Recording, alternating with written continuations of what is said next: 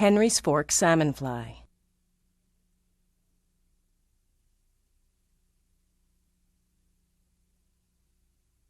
Step 1. For this fly, we're going to use a 2 extra long streamer hook or nymph hook and some tan monocord thread or in a fluorescent orange, as long as it's a monocord, because we're going to be using elk and deer fur, so we want to keep the thread quite strong. Securely cover the whole base of the hook shank. Step 2. Now we're going to use a bit of moose mane here. I'd preferably moose body, just because it's a little bit shorter and darker haired. You can see it's quite long. It's a little bit of a pain in the butt to stack it, but you're just evening it out there. Just evening it out before I put it in the stacker.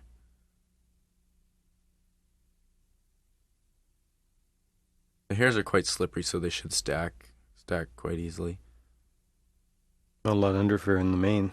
No, there's not really much underfur in that long hair. And if there is, it's so far down the hair that you don't have to worry about it. You're probably going to be trimming that whole section off anyway. The shorter the fibers, the easier it is to stack.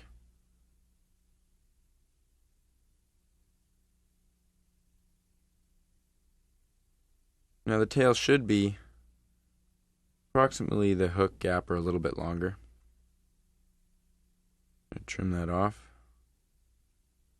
and tie it securely down. It's always a good idea to trim the hair before you tie it in, and that way you don't have a bunch of flared hair ends sticking out to trim off afterwards. It's a lot neater this way.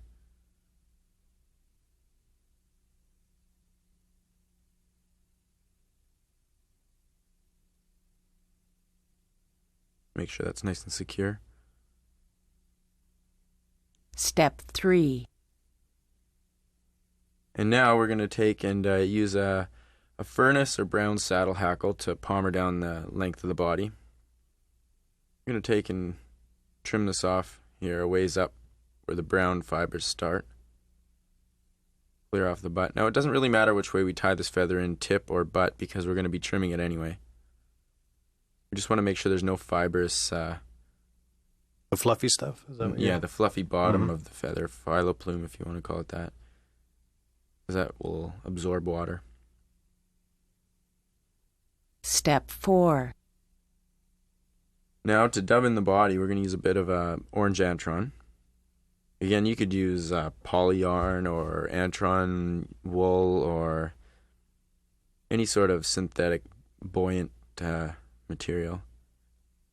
You find that this particular dubbing repels the water quite well? Antron isn't quite as repellent as, say, superfine or poly yarn, but it works quite nice. It has a bit of a sparkle, makes it look a little bit nicer. Again, keep that dubbing tip nice and tight, and that'll help you dub the whole body. That's the determining factor of how well the body's going to turn out. I want to try and keep it nice and tight. Makes for a neater fly. You're really working that all the way to the end there.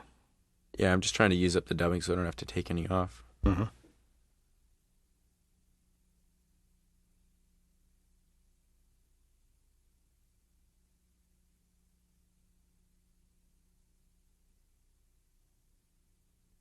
Step 5. Now we're going to take and wind that hackle forward. I'm going to put quite a few wraps in here just to create some bulk with the hackle as opposed to the dubbing. Because stonefly is a pretty bulky, large fly, pretty heavy. Once that's palmered, just trim it off. Always important to make sure that's securely tied in.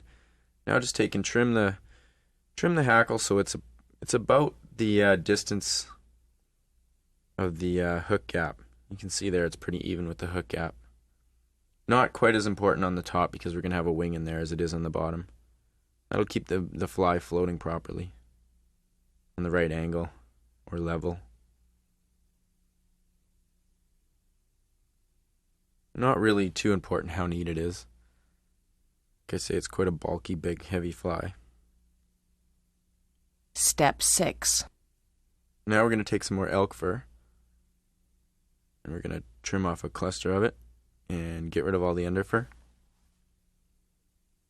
How do you know off the top how much to grab? Is it just sort of trial and error? Trial after and a while? error, and you learn after a few tries how much it will take. And it's always better to put a little less than more because that way it's easier to work with. A lot of times with a big clump, it won't tie in right at all. It'll just slide all over the hook and you'll end up breaking your thread. Once we've got that all clean and stacked,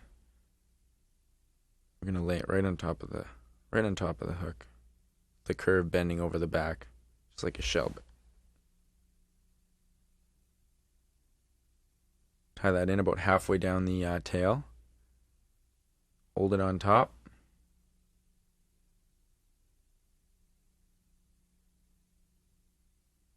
And again, cut it before you tie it in. It makes for a lot neater fly. It'll save you a lot of hassle.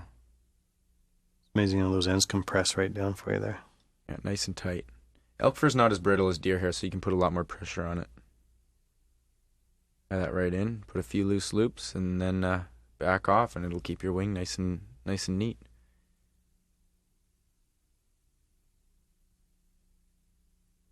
Step 7. Now we're gonna use a bit of black deer fur for the bullet head on this fly.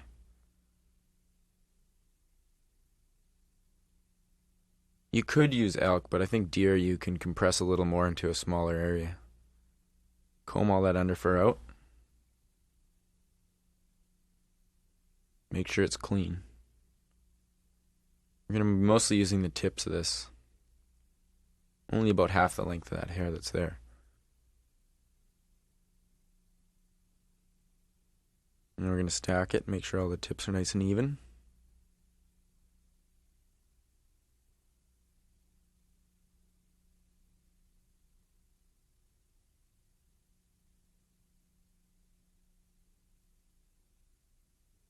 This is a pretty good technique. You can use this for tying stoneflies or grasshoppers or even some minnow flies using this bullet head style.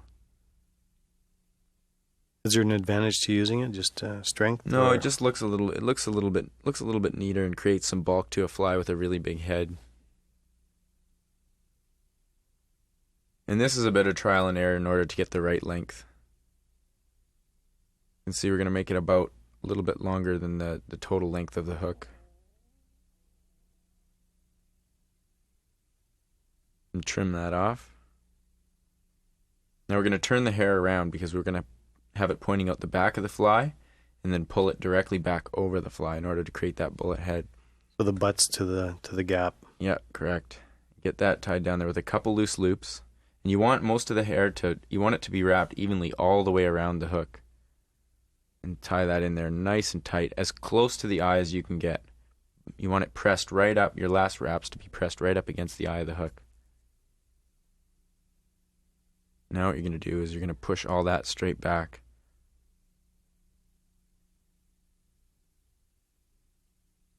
Without covering up the eye.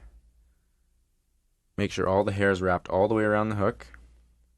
Step 8.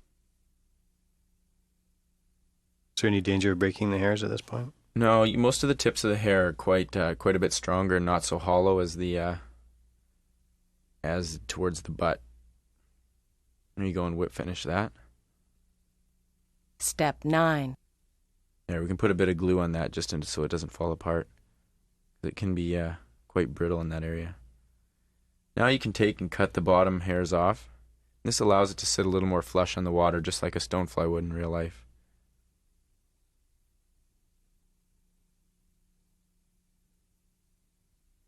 I guess the glue kind of helps keeping the hairs in there as well. Keeps the head together, yeah. It keeps it from breaking when a fish bites it.